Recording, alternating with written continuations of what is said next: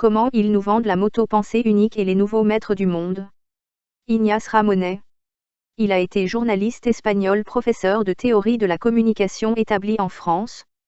Il est l'une des principales figures du mouvement mondial alternatif. Comment ils nous vendent la moto pensée unique et les nouveaux maîtres du monde.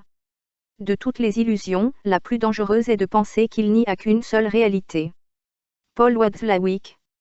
Cela semble être une fiction de George Louis Bourges. Dans un royaume lointain, un souverain magnifique et cruel, accroché aux attributs de son pouvoir, enfermé dans son somptueux palais, n'avait apparemment pas vu que le monde changeait insensiblement autour de lui. Jusqu'au jour de la grande décision. Il semble alors qu'à son grand étonnement, il ait vu que ses ordres n'étaient que de simples bruits et ne se traduisaient pas en actes. Apparemment, le pouvoir s'était déplacé et le magnifique souverain avait cessé d'être le maître du monde. Ceux qui, dans les grandes démocraties, livrent d'interminables batailles électorales pour conquérir le pouvoir, ne risquent-ils pas, en cas de victoire, d'éprouver une déception semblable à celle du souverain de cette fable? Savez-vous, en cette fin de siècle, que le pouvoir a bougé? Qu'est-ce qui a déserté ces espaces précis qui circonscrivent le politique? Ne courent-ils pas le risque de donner bientôt au public le spectacle de leur impuissance, d'être obligés de tourner autour du pot, de reculer, de renier leurs opinions et de reconnaître que le vrai pouvoir est ailleurs, hors de portée? Un grand hebdomadaire français a récemment publié une enquête sur les 50 hommes les plus influents de la planète. Pas un seul chef d'État ou de gouvernement, ni un ministre ou député, d'aucun pays, n'y figurait. Il y a quelques semaines, un autre hebdomadaire consacrait sa première page à l'homme le plus influent du monde. Qui était-ce? De M. William Clinton. Du pape Jean-Paul II. De M. Helmut Kohl. De M. Boris Eltsine. Non. Simplement de M. Bill Gates, patron de Microsoft, qui domine les marchés stratégiques de la communication et s'apprête à contrôler les autoroutes de l'information. Les formidables bouleversements scientifiques et technologiques des 2 dernières décennies ont encouragé, dans divers domaines, la thèse ultralibérale du laisser-faire, laisser-passeur. Et la chute du mur de Berlin, la disparition de l'Union soviétique et l'effondrement des régimes communistes, en plus, les ont encouragés. La mondialisation des échanges de signes, en particulier, a été prodigieusement accélérée par la révolution de l'information et de la communication. Celles-ci, précisément, ont généré l'explosion, le fameux Big Bang de 2 secteurs, véritable colonne vertébrale de la société moderne, les marchés financiers et les réseaux d'information. La transmission des données à la vitesse de la lumière, 300 000 km par seconde, la numérisation des textes, des images et des sons, le fait déjà banal du recours aux satellites de télécommunication, la révolution de la téléphonie, la généralisation de l'informatique dans la majorité de la production et de services, la miniaturisation des ordinateurs et leur connexion en réseau à l'échelle planétaire, ont peu à peu bouleversé l'ordre du monde de fond en comble. Plus particulièrement le monde de la finance. Celui-ci réunit les 4 qualités qui en font un modèle parfaitement adapté au nouvel ordre technologique. Il est immatériel, immédiat, permanent et planétaire. Des attributs, pour ainsi dire, divins et qui, logiquement, donnent naissance à un nouveau culte, une nouvelle religion, celle du marché. Les données sont échangées instantanément, jour et nuit, d'un bout à l'autre de la Terre. Les principaux échanges sont liés les uns aux autres et fonctionnent en boucle. En continu. Tandis qu'à travers le monde, devant leurs écrans électroniques, des milliers de jeunes surdoués et hautement qualifiés passent leurs journées accrochés au téléphone. Ils sont les experts de la nouvelle idéologie dominante, la pensée unique. Celle qui a toujours raison et devant laquelle tout argument, a fortiori s'il est de nature sociale ou humanitaire, doit s'incliner. Dans les démocraties d'aujourd'hui, de plus en plus de citoyens libres se sentent embourbés, piégés par cette doctrine visqueuse qui, insensiblement, enveloppe tout raisonnement rebelle, l'inhibe, le paralyse et finit par le noyer. Il n'y a qu'une seule doctrine, celle de la pensée unique, autorisée par une police d'opinion invisible et omniprésente. Les commandements de la pensée unique. Depuis la chute du mur de Berlin, l'effondrement des régimes communistes et la démoralisation du socialisme, l'arrogance et l'insolence de cette doctrine ont atteint un tel degré que, sans exagération, cette nouvelle fureur idéologique peut être qualifiée de dogmatisme moderne. Qu'est-ce que la pensée unique? La traduction en termes idéologiques de la revendication universelle des intérêts d'un ensemble de forces économiques, notamment ceux du capital international. On peut dire qu'elle a été formulée et définie dès 1944, à l'occasion des accords de Bretton Woods. Ses principales sources sont les grandes institutions économiques et monétaires, Banque mondiale, Fonds monétaire international, Organisation de coopération et de développement économique, Accord général sur les tarifs douaniers et le commerce, Commission européenne, Banque de France, etc. qui, par leur financement, s'affilient au service de leurs idées, partout sur la planète, auprès de nombreux centres de recherche, universités et fondations qui, à leur tour, affinent et diffusent la bonne nouvelle. Celle-ci est recueillie et reproduite par les principaux organes d'information économique et principalement par les bibles des investisseurs et des spéculateurs boursiers.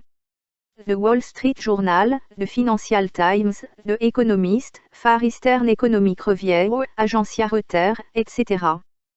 qui appartiennent le plus souvent à de grands groupes industriels ou financiers. Presque partout des facultés de sciences économiques, des journalistes, des essayistes mais aussi des politiciens, réexaminent les grands commandements de ces nouvelles tables de la loi et, utilisant les médias de masse comme répétiteurs, les réitèrent jusqu'à l'écœurement, sachant avec certitude que, dans notre société médiatique, la répétition vaut démonstration.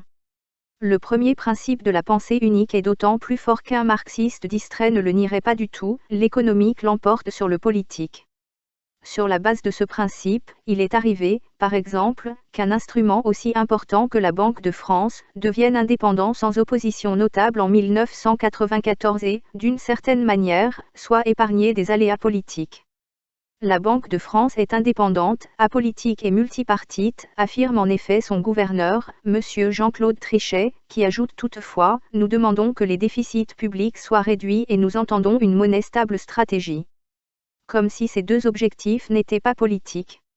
Elle se défend au nom du réalisme et du pragmatisme que l'essayiste néolibéral Alain Minck formule ainsi, le capitalisme ne peut pas s'effondrer, c'est l'état naturel de la société. La démocratie n'est pas l'état naturel de la société. Le marché, oui. L'économie est placée au poste de commandement. Une économie libérée, comme il se doit, de l'obstacle du social, sorte de piètre marchandage dont le poids est, semble-t-il, cause de régression et de crise.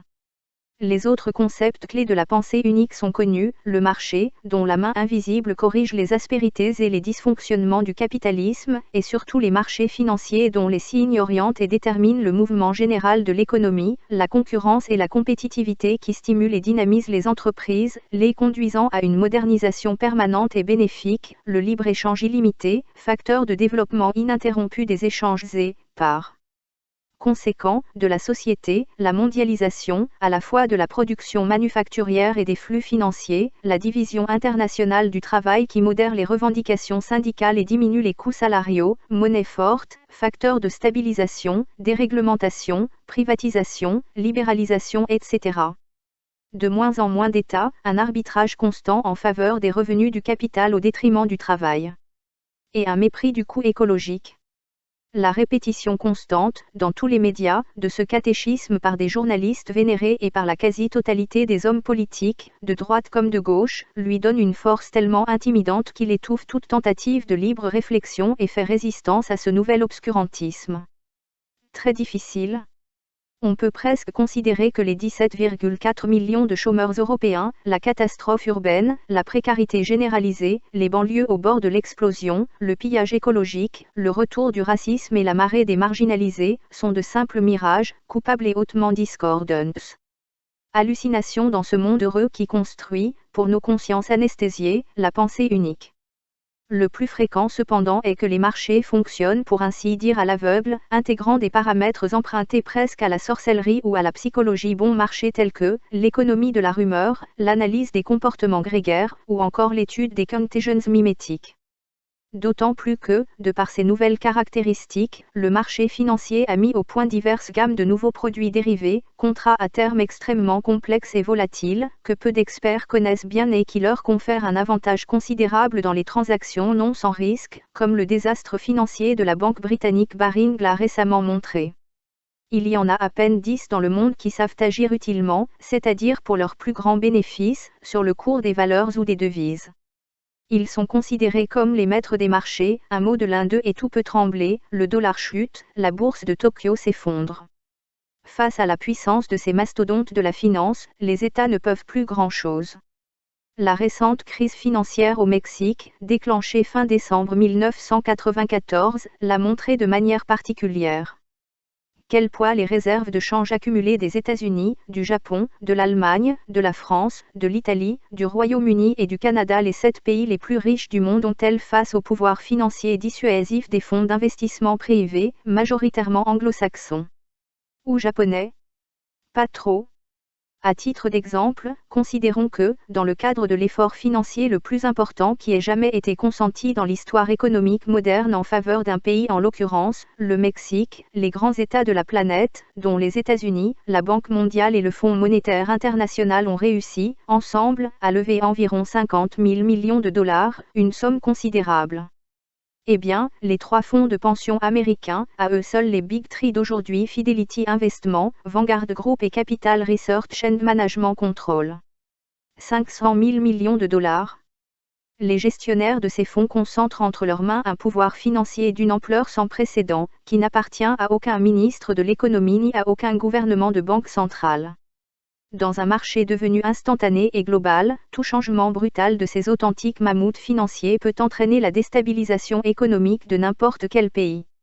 Arme de contrôle social.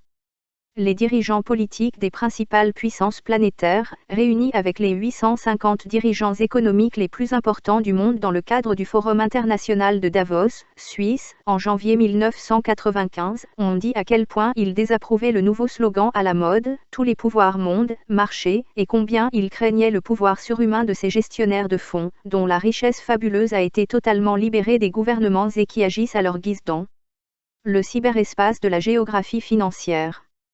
Cela constitue une sorte de nouvelle frontière, un nouveau territoire dont dépend le sort d'une grande partie du monde, sans contrat social, sans sanction, sans loi, sauf celle que les protagonistes fixent arbitrairement, pour leur plus grand bénéfice.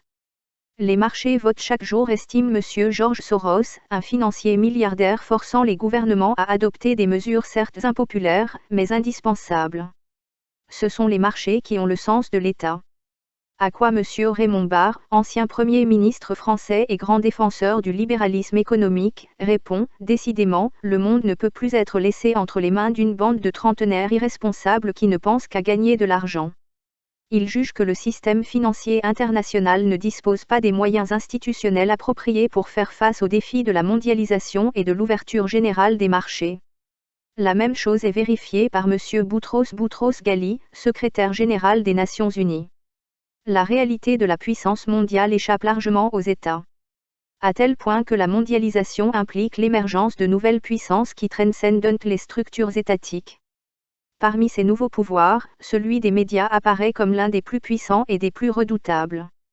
La conquête d'audience massive à l'échelle planétaire déchaîne les batailles homériques. Les groupes industriels se livrent une guerre à mort pour le contrôle des ressources multimédia et des autoroutes de l'information qui, selon le vice-président américain, M. Albert Gore, représentent aux États-Unis aujourd'hui ce que les infrastructures de transport par autoroute représentaient au milieu du XXe siècle. Pour la première fois dans l'histoire du monde, des messages, informations et chants sont adressés en permanence, via des chaînes de télévision connectées par satellite, à l'ensemble de la planète. Il existe actuellement 2 réseaux planétaires Cable News Network, CNN, et Musique Télévision, MTV, mais demain il y en aura des dizaines, qui influenceront et bouleverseront les coutumes et les cultures, les idées et les débats. Et ils perturberont comme des parasites, ils modifieront ou court-circuiteront la parole des gouvernants, ainsi que leur conduite. Des groupes plus puissants que les États mènent une rafle sur le bien le plus précieux des démocraties, l'information. Vont-ils imposer leurs lois au monde entier et ouvrir une nouvelle ère où la liberté du citoyen ne sera plus qu'une pure illusion? Sommes-nous manipulés, conditionnés, surveillés? Dans un état de droit, est-il pertinent de se poser ces questions? Malheureusement oui. Avec une inquiétude grandissante, les citoyens constatent dans leur quotidien une emprise dominante de plus en plus forte de ces nouveaux pouvoirs et de leurs récentes armes de contrôle social. À cet égard, le personnage principal du roman de John Grisham, The Firm, Mitch Hemseder, illustre la version fin de siècle de l'homme moderne, piégé dans l'engrenage contradictoire de ses ambitions et de ses cauchemars. D'abord formé, éduqué dans les écoles les plus exigeantes, conditionné pour être le meilleur, Hemseder est embauché par une firme prestigieuse. Celui-ci, depuis lors, à travers les techniques de communication les plus sophistiquées, n'a cessé de l'espionner, de le surveiller et de le contrôler, surveillance, micro caché, écoute téléphonique, téléobjectif, caméra vidéo cachée même dans sa propre chambre. Dans les deux phases de ce parcours passe-partout d'abord, attitude policière ensuite, que devient la liberté de l'individu. Quel nouveau type de société se dessine ainsi avec la complicité des nouvelles technologies de la communication et de l'information ? Où sont-ils désormais, les nouveaux pouvoirs? Quelles nouvelles menaces planent sur la démocratie? La crise des grandes machines coercitives familles, écoles, églises, armées et l'échec des États totalitaires qui pratiquent l'endoctrinement de masse à grande échelle, ont pu nous faire croire que le citoyen recouvrait une autonomie sans restriction. C'est une illusion. Sous un calme apparent, tout indique, au contraire, le renforcement du contrôle social, cet ensemble de ressources matérielles et symboliques dont dispose une société pour assurer la conformité du comportement de ses membres à un ensemble de règles et de principes prescrits et sanctionnés. En effet, de nouvelles méthodes de coercition plus subtiles, plus insidieuses et plus efficaces s'installent, tandis que des techniques de pointe émergent, basées sur l'électronique et l'information, pour suivre le chemin des citoyens sur leurs propres traces, prendre acte desquelles normes et punir les écarts. Personne n'est en sécurité. Au cours des années 1930 et 1940, les États totalitaires fascistes et staliniens sont accusés d'endoctriner les enfants, de les suggérer et de les retourner, si nécessaire, contre leurs propres parents. Les raffinements de la propagande et son efficacité ont conduit à la question horrifiée, pouvons-nous devenir, par l'effet imperceptible de la persuasion, le contraire de ce que nous sommes ? Y a-t-il en nous un monsieur id mortellement assoupi qu'une habile propagande semble avoir le pouvoir de réveiller ? Des questions psychologiquement impressionnantes et politiquement dérangeantes, auxquelles depuis les années 1930 ils ont tenté de répondre George Orwell, Thomas Mann, Theodore Adorno, Walter Benjamin. Ils ont vu dans le développement des grands moyens électriques de communication de masse microphones, haut-parleurs, disques, radio, cinéma des techniques redoutables pour dominer et imposer une pensée administrée. Dès le berceau et pendant l'état de rêve Aldous Huxley considéré dans Brave New World, 1932, c'est ainsi que les nourrissons peuvent être conditionnés, mieux qu'avec la méthode pavlovienne de punition et de récompense, au moyen d'un discours sonore qui se répétera à indéfiniment quel est leur rang et leur statut au sein de la communauté. Malgré leur capital génétique identique, ces enfants, après avoir intériorisé leurs conditions sociales, se sont comportés différemment et ont docilement accepté leur rôle respectif au sein de la société. Ce qui est acquis peut prendre le pas sur l'inné, a dit l'écrivain britannique, qui a mis en garde contre les tentatives de domestication humaine. L'avertissement de Huxley n'a pas été entendu et les interventions qui sont menées aujourd'hui pour conditionner le petit humain vont même au-delà de la naissance. Les progrès actuels de la biogénétique permettent, en effet, d'être informé, dès la conception, de l'état général du fœtus, de son sexe et de ses éventuelles déformations ou maladies. L'existence de ceux-ci, révélée par échographie, peut conduire à interrompre la grossesse, la manipulation de certains gènes permet déjà d'éviter des maladies invalidantes graves. Jusqu'où pouvez-vous aller de cette façon ? Les critères mercantiles de l'idéologie du profit sont-ils pertinents dans ce domaine ? Nous avons tout le sentiment que non, que ce serait la voie ouverte à l'eugénisme, au choix du bébé dans un catalogue en fonction des modes et des arguments du marché. N'avons-nous pas vu récemment qu'une femme noire aux États-Unis s'est fait implanter un ovule fécondé afin de pouvoir mettre au monde un enfant blanc ?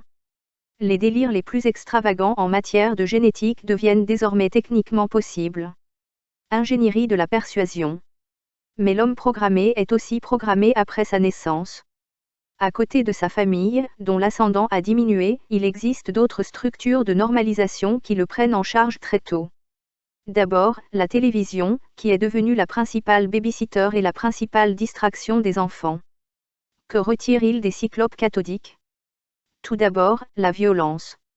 Les événements récents et tragiques se sont relancés depuis. Depuis quelques mois, le débat porte sur la responsabilité de la télévision et des médias dans l'acte criminel d'enfants, parfois très jeunes. Ainsi, à Liverpool, en février 1993, 2 garçons de 10 et 11 ans ont enlevé, torturé et tué un garçon de 2 ans selon un rituel similaire à celui mis en scène dans un film d'horreur, Child's Play 3, qu'il utilisait pour voir dans la vidéo.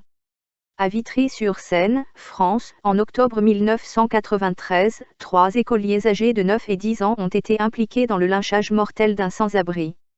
À Newcastle, Angleterre, en 1993, 2 garçons âgés de 9 et 10 ans ont été accusés d'avoir torturé un garçon de 6 ans. Au même moment, à Saarbrück, Allemagne, 3 élèves du primaire tentent de pendre un de leurs camarades de classe.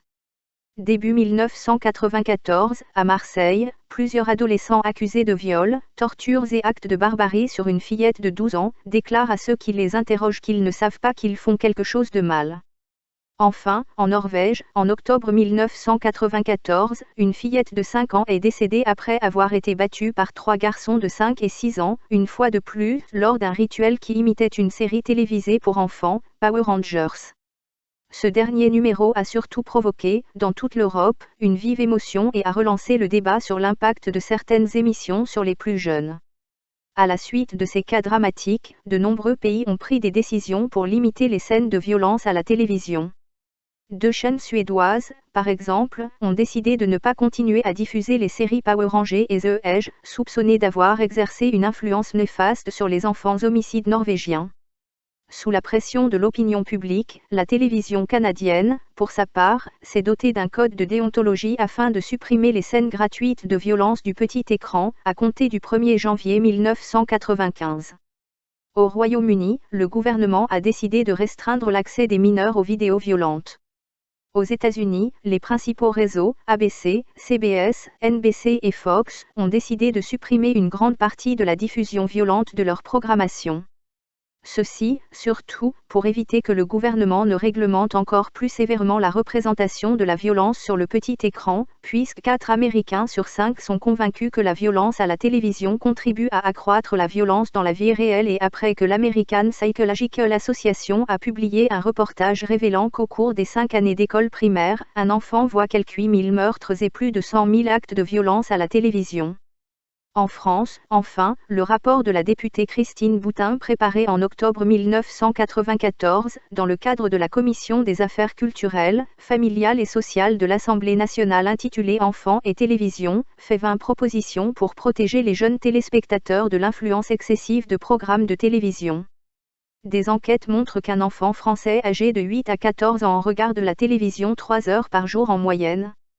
Et que le nombre d'actes violents qui se propagent est, en général, perçu comme déraisonnable et difficile à supporter. L'hebdomadaire parisien Le Point, dans une enquête réalisée en octobre 1988, avait recensé toutes les scènes de violence auxquelles les téléspectateurs avaient pu assister durant une semaine, 670 homicides, 15 viols, 848 bagarres, 419 exécutions, 14 enlèvements. 32 prises d'otages, 27 scènes de torture, 13 tentatives d'étranglement, 11 vols à main armée, 11 scènes de guerre, 9 défenestrations.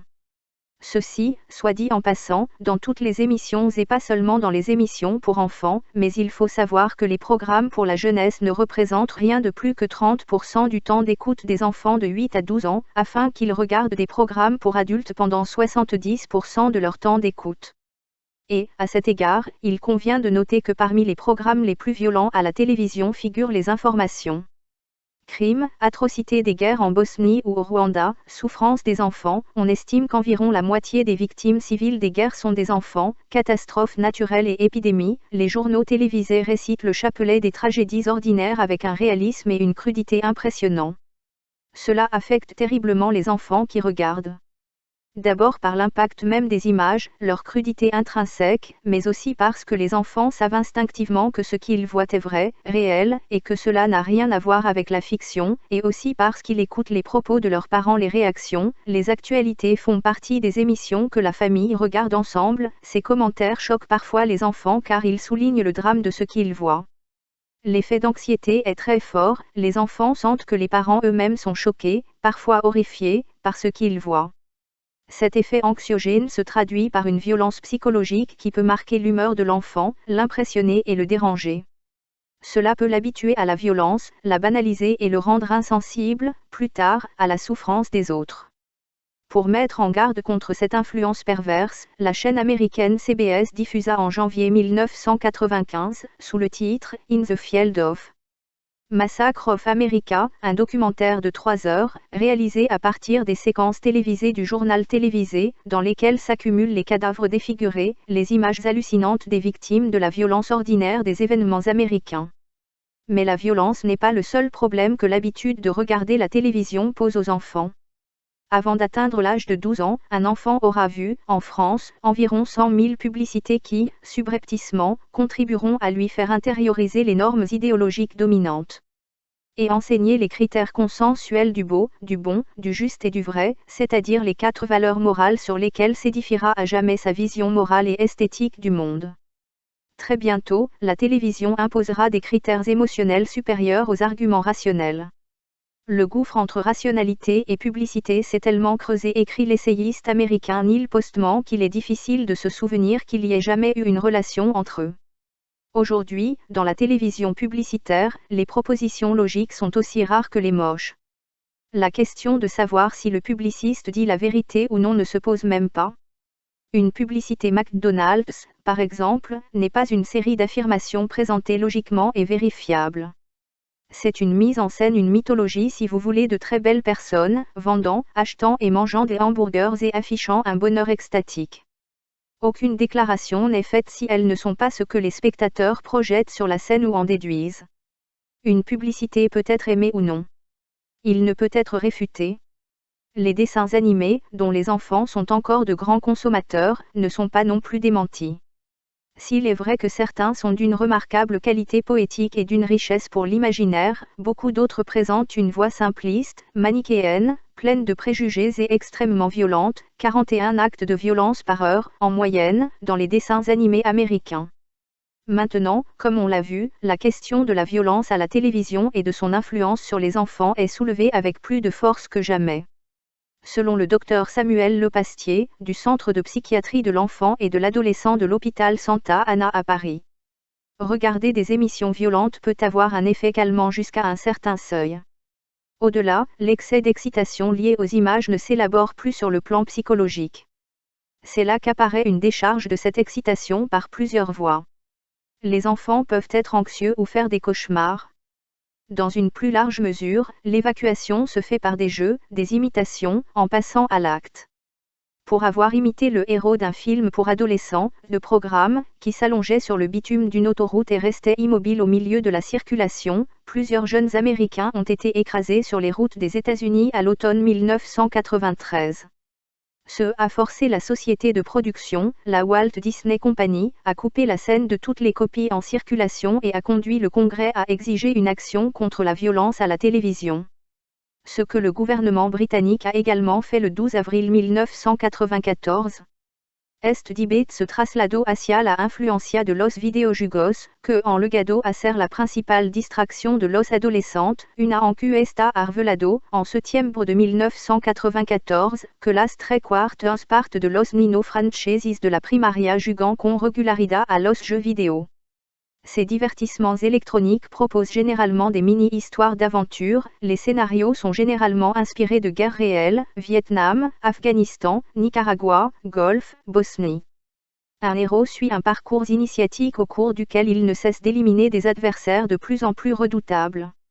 Tuer, détruire, tirer, sont des actes constants que ces jeux revendiquent et auxquels l'adolescent procède, simplement en appuyant sur un bouton. Ce petit geste qui tue, à la longue, banalise et irréalise l'idée même de la mort, pilier pourtant de la philosophie et de la religion dans toutes les civilisations. À 18 ans, un jeune Américain a ainsi, sans hésiter, éliminé quelques 40 000 adversaires. Le professeur George Grebney de l'Université de Pennsylvanie, l'un des plus grands spécialistes de la violence sur petit écran, tire la sonnette d'alarme. L'exposition répétée à la violence rend le public anxieux et méfiant, exagérant les risques d'agression en leur sein. Plus les enfants regardent d'émissions violentes, plus la violence leur paraît acceptable et plus elle leur fait plaisir. Ils ont du mal à discerner ce qui est vrai de ce qui est faux. Ce conditionnement à la violence atteint un raffinement supérieur avec le développement spectaculaire de la réalité virtuelle. Les casques à vision tridimensionnelle à cristaux liquides et les gants striés à fibres optiques reliés à un ordinateur peuvent produire une parfaite impression de contact avec une réalité concrète, pourtant inexistante. Le joueur ne regarde pas un film, il est dans le film, y circule et interagit dans le cyberespace. Combats, explorations, aventures en tous genres et guerres laser, mis en place par des spécialistes de la simulation militaire semblent désormais presque à la portée de tous. Des parcs de jeux de ce type, comme Cinetropolis dans le Connecticut, près de New York, ou Virtual World Entertainment en Californie, celui de Nagoya, au Japon, ouvrent en novembre 1995, ainsi que des expériences de sexualité virtuelle. L'année dernière, les Américains ont dépensé 18,8 millions de dollars pour ces jeux et devraient dépenser 33,8 millions de dollars cette année. Mais les psychologues mettent déjà en garde contre les dangers de la réalité virtuelle. Le centre de la personnalité est relocalisé dans un corps virtuel doté de capacités surhumaines. Au retour de ce voyage, le joueur pouvait éprouver une sorte de mépris de lui-même, éprouver un sentiment d'insignifiance, de solitude accrue au sein du monde réel. À terme, une exposition trop fréquente à la réalité virtuelle induirait une véritable décomposition psychologique, drainant les forces vives de la personnalité au profit d'un ou plusieurs mondes virtuels. Sans être pessimiste, on ne peut que s'interroger sur l'influence des scènes de violence diffusées à la télévision et dans les jeux vidéo quand on voit comment aux États-Unis par exemple, où la télévision est l'une des plus violentes au monde, le nombre d'arrestations des mineurs a augmenté de 60% entre 1981 et 1990. En France, le nombre de délits commis par des mineurs est passé de 36 000 en 1980 à 48 000 en 1987 et continue d'augmenter. Cette délinquance adolescente est aussi de plus en plus violente et meurtrière, souvent directement inspirée de scènes télévisées. La persuasion invisible. Il existe 3 autres techniques de persuasion qui ont pour but permanent d'apprivoiser les esprits, la publicité, les sondages et le marketing. De telle sorte qu'ils font partie de notre environnement familial, la caractéristique de l'idéologie dominante est d'être, littéralement, invisible, que peu de gens en ont conscience, les choquent et se rebellent. Avec les moyens les plus raffinés et avec l'aide de chercheurs de toutes disciplines, psychologues, psychiatres, sociologues, sémioticiens, linguistes, statisticiens, etc., la publicité tente de démêler nos désirs les plus profonds. Ils essaient de découvrir, dit l'essayiste américain Vance Packard, auteur de The Clandestine Persuasion, nos faiblesses et vulnérabilités cachées dans l'espoir qu'elles seront mieux placées pour influencer nos actions. Les psychologues d'une grande agence de publicité américaine mènent des expérimentations sur des échantillons humains pour tenter de mettre au point un moyen d'identifier les personnes anxieuses, hostiles, passives, socialement conscientes, etc., ainsi que des méthodes pour les atteindre dans leurs points sensibles. Une agence de Chicago a étudié le cycle menstruel de la femme au foyer et ses conséquences psychologiques dans l'espoir de déterminer ce qui la persuadera le plus efficacement d'acheter certains produits alimentaires. Lorsqu'il a obtenu ces informations et avec le discours publicitaire élaboré, le citoyen devient la cible de la cible. Il y a une moyenne de 300 000 messages qui vous bombardent chaque année. Comment y échapper ? En France, il y a 400 000 panneaux installés pour afficher des publicités, 50 000 bus roulent les uns sur les côtés et sur le dos dans toutes les villes, 6 000 espaces publicitaires sont diffusés par les différentes chaînes de télévision et salles de cinéma, ainsi que des dizaines de milliers de spots radio, sans compter les quelques 3200 magazines et des dizaines de journaux qui font de la publicité sur leurs pages. Comment sortir indemne de ce bombardement ? D'autant plus que certaines méthodes, comme les images dites subliminals, généralement illégales, ciblent notre inconscient et perturbent notre défense critique. Cela peut avoir de lourdes conséquences sur l'économie nationale avec le développement du téléachat qui déclenche des impulsions d'achat instantanées. Surtout si la télécommande et la carte bancaire sont connectées, comme le proposent certains gadgets récents.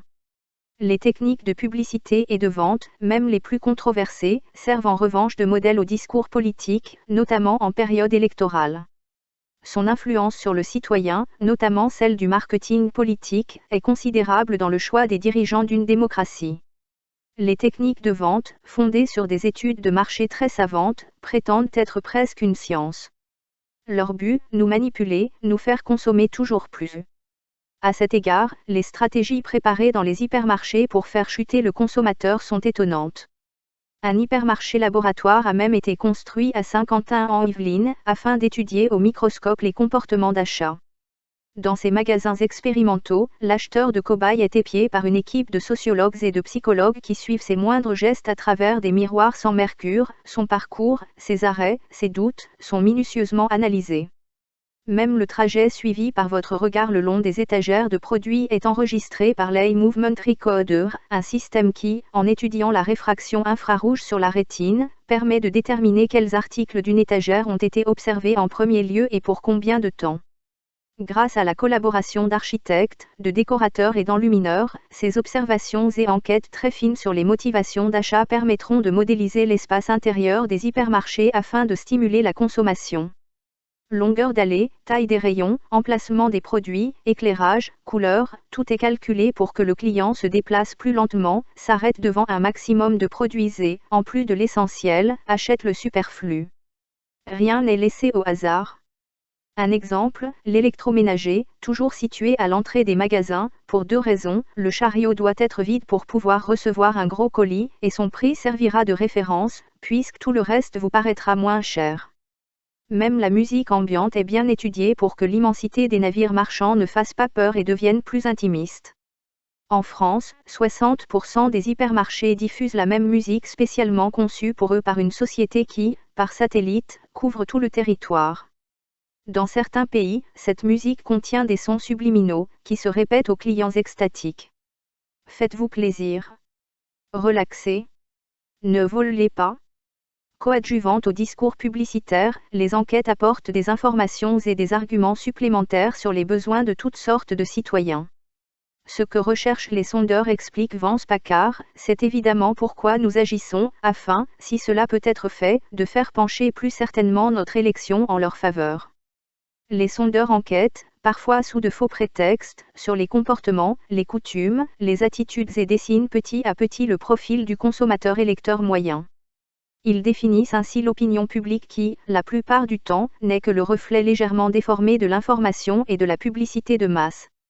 L'ensemble constitue un anneau qui circonscrit la norme sociale, le consensus et la conformité.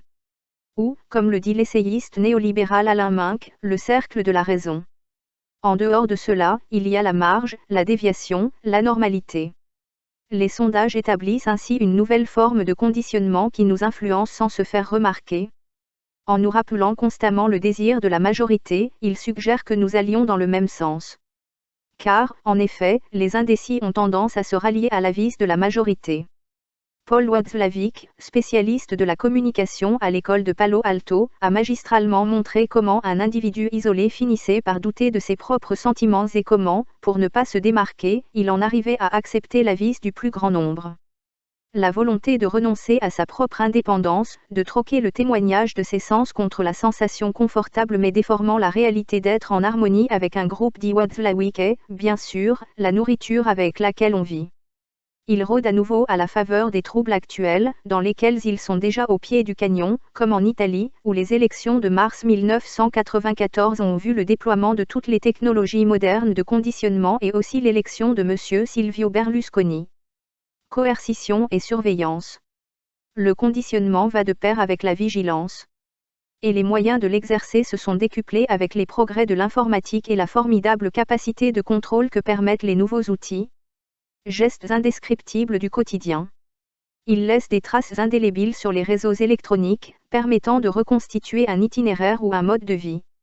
Ainsi, retirer de l'argent à un distributeur automatique, payer avec une carte de crédit, passer par une autoroute à péage, un simple coup de téléphone, une requête télétexte, etc., sont autant de petites pierres blanches qui jalonnent le parcours, dont le tracé peut être reconstitué, calculer la vitesse et la durée, vérifier les alibis. S'abonner à un magazine, payer ses impôts, payer le médecin, laisse désormais des traces dans les fichiers informatiques. Sans la Commission nationale de l'informatique et des libertés, CNIL, et la loi du 6 janvier 1978 qui protège en France les libertés des citoyens, toutes les informations concernant notre vie, scolarité, santé, achat, déplacement, économie, relations, etc. pourront être confirmées et consultées par les organismes les plus divers, banques, assurances, employeurs, commerçants, police. Aux États-Unis, les services fiscaux américains ont tenté de contrôler les déclarations fiscales en analysant les dossiers des sociétés de vente par correspondance. Il existe des sociétés spécialisées qui scrutant toutes les dépenses de certaines catégories de personnes, définissent leur profil de consommateurs et consignant ces données dans des fichiers. Il y a des banques qui n'hésitent pas à constituer, pour leur propre usage, des fichiers basés sur les informations fournies par les dépenses de leurs clients. Certains vont même plus loin. Au Royaume-Uni, NatWest Bank, qui gère 6,5 millions de comptes, enregistre les opinions politiques et religieuses de ses clients, voire leurs habitudes alimentaires.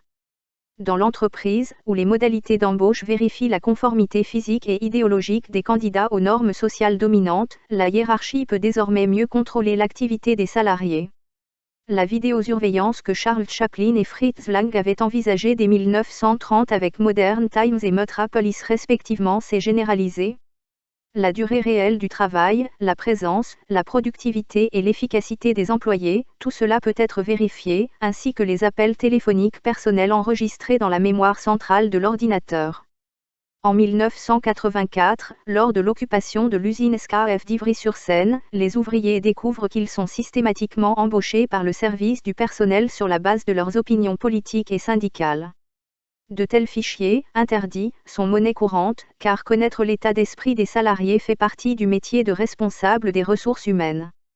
Certaines entreprises font parfois appel à des détectives privés ou à des sociétés de surveillance pour enquêter sur leur personnel. Un tel cadre, soupçonné de fournir informations à la concurrence, vous serez espionné. Un syndicaliste aussi ennuyeux sera mis sur écoute. Et l'avenir semble suspect. La firme Olivetti a préparé une puce électronique capable d'activer à distance un micro-ordinateur. L'employé arrive à son bureau, portant en guise de badge une carte mesurant 6 cm sur 6, pesant 40 grammes et 8 mm d'épaisseur. Immédiatement votre ordinateur le reconnaît et s'allume. Quand il quitte son bureau, il s'éteint. Personne d'autre que lui ne peut avoir accès au système. L'ordinateur envoie une impulsion toutes les 10 secondes pour vérifier la présence du porteur du badge dans un rayon de 50 pieds. Olivetti prévoit d'équiper les bâtiments d'une multitude de capteurs qui suivront l'employé dans tous ses déplacements. Vaincre le grand frère de George Orwell, la surveillance des salariés peut enfin être permanente. De quoi faire rêver tous les policiers du monde. En attendant, ils misent beaucoup sur la vidéosurveillance. À Paris, le 12 avril 1994, lors du procès de quelques voyous accusés d'injures et de délits contre des CRS, les images, filmées par des caméras de télévision et par un amateur, sont diffusées, ce qui permet d'identifier et d'incarcérer les jeunes. Ces pratiques se généralisent. Désormais, les forces de sécurité de plusieurs pays disposent de leurs propres équipes de tournage qui filment en direct les manifestations et les affrontements violents avec la police. Pour ne pas dépendre des réseaux de télévision ou des agences de presse, le ministère espagnol de l'Intérieur prévoit d'installer quelques 250 caméras dans les quartiers les plus précaires qui filmeront tout ce qui bouge. Dans un centre de contrôle, 33 agents surveilleront les images pour prévenir d'éventuels crimes et réagir rapidement. Et lorsque le conditionnement de masse, la surveillance et le contrôle s'avèrent inefficaces, il reste, comme on l'a vu dans le film de Milo Forman Vol au-dessus d'un nid de coucou, un dernier outil d'ingénierie du consentement, les tranquillisants et les anxiolytiques. La France détient, en cette période de crise, le record mondial de consommation de psychotropes, 80,9 millions de boîtes vendues en 1993. Et le Prozac, l'antidépresseur miracle venu des États-Unis, s'est aussi propagé très rapidement. La rumeur, répandue par certains médecins, dit qu'avec le Prozac on redevient la personne que l'on était vraiment. Quelle personne? De Jekyll ou Hyde. Aux États-Unis, note le professeur Edward Zafirian, où la violence et le crime sont traités comme des maladies de l'individu, prescrire du Prozac évite de se poser des questions lancinantes sur les causes sociales de ces troubles. J'ai fini par me demander si ces drogues, consommées en excès, ne jouaient pas le rôle de régulateurs sociaux permettant d'éviter les rébellions. La crise du quatrième pouvoir. Épuisés par le travail, horrifiés par le chômage, angoissés par l'avenir, envoûtés par la télévision, abasourdis par les tranquillisants, les citoyens subissent un endoctrinement constant, invisible et clandestin. Peuvent-ils compter sur la presse, sur cette ressource du citoyen qu'on appelle parfois le quatrième pouvoir et qui traditionnellement, dans les démocraties, a pour fonction principale de révéler la vérité et de protéger les citoyens contre les abus des trois autres pouvoirs, législatif, exécutif et judiciaire? En fait, pour le dire franchement, non. car la presse écrite est en crise. Elle connaît, dans plusieurs grands pays démocratiques, une baisse sensible de diffusion et souffre gravement d'une perte d'identité. Comment et pourquoi en sommes-nous arrivés là? Quelle que soit l'influence réelle de la crise économique, il faut chercher, nous semble-t-il, les causes profondes de cette crise dans la transformation qu'ont connue certaines des conceptions fondamentales du journalisme ces dernières années. D'abord, l'idée même d'information. Jusqu'à récemment, informer, c'était, d'une certaine manière, fournir non seulement la description précise et vérifiée d'un fait, d'un événement, mais aussi un ensemble de paramètres permettant au lecteur d'en saisir la signification profonde. C'était pour répondre à des questions élémentaires: qui a fait quoi? Par quels moyens? Où? Comment? Parce que? Dans quel contexte? Quelles sont les causes? Quelles sont les conséquences? Cela a changé sous l'influence de la télévision, qui occupe une place prépondérante dans la hiérarchie médiatique et étend son modèle. Le journal télévisé, grâce notamment à son idéologie du direct et du temps réel, a peu à peu imposé une conception radicalement différente de l'information. Être informé, c'est, depuis, montrer l'histoire en cours ou, plus précisément, nous faire assister à l'événement en direct. C'est, en matière d'information, une révolution copernicienne, dont les conséquences n'ont pas été pleinement mesurées. Car elle suppose que l'image de l'événement, ou sa description, suffit à lui donner tout son sens. Au final, le journaliste lui-même est superflu dans ce face-à-face du spectateur et l'histoire. L'objectif prioritaire pour le citoyen, sa satisfaction, n'est plus de comprendre l'ampleur d'un événement, mais simplement de voir comment il se déroule sous ses yeux. Cette coïncidence est considérée comme heureuse. Ainsi s'établit peu à peu l'illusion trompeuse que voir c'est comprendre. Or, notre rationalité moderne s'est construite très exactement contre le postulat voir c'est comprendre. Les rationalistes de la Renaissance et du siècle des Lumières ont dû combattre les forces obscurantistes qui reposaient sur l'idée que voir c'est comprendre. Galilée a montré que bien que je vois le soleil tourner autour de la Terre, en réalité c'est la Terre qui tourne autour du soleil. Et Diderot, avec les encyclopédistes, avertirait qu'il faut se méfier de ses propres yeux et de ses propres sens. Je vois l'horizon plat, mais la terre est ronde. Car, comme le dit la sagesse populaire, l'habit ne fait pas le moine et les apparences sont trompeuses. C'est la raison et le raisonnement qui me font comprendre, et non les yeux. Lorsque l'information moderne repose sur l'idée que voir c'est comprendre, elle contribue à une formidable régression intellectuelle qui nous ramène plusieurs siècles en arrière, à l'âge pré-rationnel. Et comment prétendre que tout événement, aussi abstrait soit-il, doit nécessairement présenter une part visible, manageable, télévisable? Cela s'accompagne d'une emblématisation réductrice de plus en plus fréquente d'événements complexes. Par exemple, toute la portée des accords Israël-OLP semble avoir été réduite à une simple poignée de main Rabin Arafat. En revanche, une telle conception de l'information entraîne une fascination angoissée pour les images en direct, des événements réalistes, événements violents et sanglants. Il y a un autre concept qui a changé, celui d'actualité. Quelle est l'actualité désormais? À quel événement accorder une place privilégiée dans le foisonnement des événements du monde entier? Selon quels critères choisir? Là encore, l'influence de la télévision semble décisive. C'est elle, avec l'impact de ces images, qui impose son choix et oblige pratiquement la presse écrite à la suivre. La télévision construit le présent, provoque un choc émotionnel et condamne pratiquement les événements orphelins des images au silence et à l'indifférence. Peu à peu, l'idée s'installe dans les esprits que l'importance des événements est proportionnelle à leur richesse en images. Ou, pour le dire autrement, qu'un événement qui peut être montré, si possible en direct et en temps réel, est plus fort, plus éminent qu'un qui reste invisible et dont l'importance est abstraite. Dans le nouvel ordre des médias, les mots ou les textes ne valent pas autant que les images. Le temps d'information a également changé. La mesure optimale des médias est désormais l'instantanéité, temps réel, la directivité, que seule la télévision et la radio peuvent pratiquer. Cela fait vieillir la presse quotidienne, forcément en retard par rapport à l'événement et en même temps trop proche de lui pour pouvoir tirer, avec suffisamment de recul, toutes les leçons de ce qui vient de se passer. Il y a un quatrième concept qui a été modifié et qui est fondamental, celui de la véracité de l'information. Or, un fait est vrai non pas parce qu'il correspond à des critères objectifs, rigoureux et vérifiés dans ses sources, mais simplement parce que d'autres médias reprennent les mêmes affirmations et les confirment. Si la télévision, à partir d'une image de bureau ou d'agence, présente une nouvelle et que la presse écrite puis la radio redonne cette nouvelle, cela suffit à l'accréditer de vérité. C'est ainsi, rappelons-le, qu'ont été construits le mensonge sur le tas de cadavres à Timisoara et tous les mensonges sur la guerre du Golfe. Les médias ne savent plus distinguer, structurellement, ce qui est vrai de ce qui est faux. Dans ce tumulte médiatique, il est de plus en plus vain de vouloir analyser la presse écrite isolée des autres médias d'information. Les médias et les journalistes se répètent, s'imitent, se copient, se répondent, s'entremêlent au point de ne plus constituer qu'un seul système d'information au sein duquel il est de plus en plus difficile de distinguer la spécificité de l'un d'eux, la séparant des autres. Démocratie cathodique.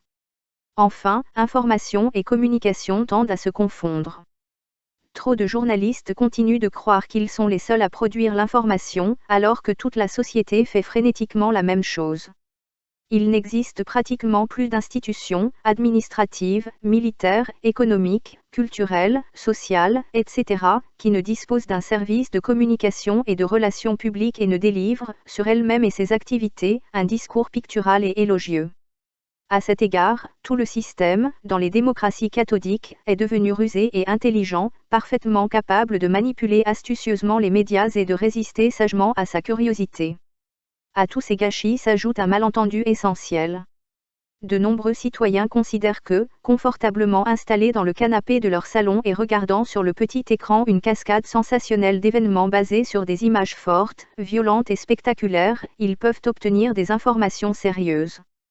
C'est une erreur majeure, pour 3 raisons. Premièrement, parce que le journal télévisé, structuré comme une fiction, n'est pas fait pour informer, mais pour distraire.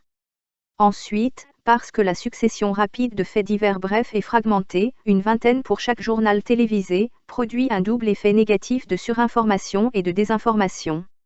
Et, enfin, parce que vouloir s'informer sans effort est une illusion qui relève plus du mythe publicitaire que de la mobilisation citoyenne. S'informer est fatigant et à ce prix le citoyen acquiert le droit de participer intelligemment à la vie démocratique. Cependant, de nombreux titres de la presse écrite continuent, du fait du mimétisme télévisuel, à adopter des caractéristiques typiques du support cathodique, maquette de la première page conçue comme un écran, longueur réduite des articles, personnalisation à outrance des journalistes, priorité au sensationnel, pratique systématique de l'oubli, de l'amnésie vis-à-vis des informations devenues périmées, etc. La presse écrite a simplifié son discours au moment où de nouvelles puissances apparaissent que personne ne dénonce et où le monde, choqué par la fin de la guerre froide et les révolutions technologiques, s'est considérablement compliqué. Une si grande séparation entre ce simplisme de la presse et la nouvelle complexité de la politique internationale déconcerte nombre de citoyens qui ne trouvent plus dans les pages de leur gazette une analyse différente, plus détaillée, plus exigeante que celle proposée par le journal télévisé. Cette simplification est d'autant plus paradoxale que le niveau global d'éducation de nos sociétés ne cesse de s'élever et que le nombre de diplômés augmente. Acceptant de n'être que l'écho des images télévisées, beaucoup de journaux déçoivent, perdent leur spécificité et, de surcroît, leurs lecteurs. Dans le meilleur des cas, dans certains pays, la presse écrite, pour échapper à la domination exercée sur elle par la télévision, a ouvert de nouveaux territoires à l'information. Dans 2 domaines, la vie privée des personnalités publiques et les affaires d'intérêt public impliquant des personnalités du monde politique ou économique. Le premier est largement exploité, notamment aux États-Unis et au Royaume-Uni, par les journaux de petit format. La seconde, plus grave, a vu ces dernières années en Espagne, en France et en Italie principalement, la renouveau de ce qu'on appelait il n'y a pas si longtemps le journalisme d'investigation et qu'on appelle aujourd'hui le journalisme de révélation.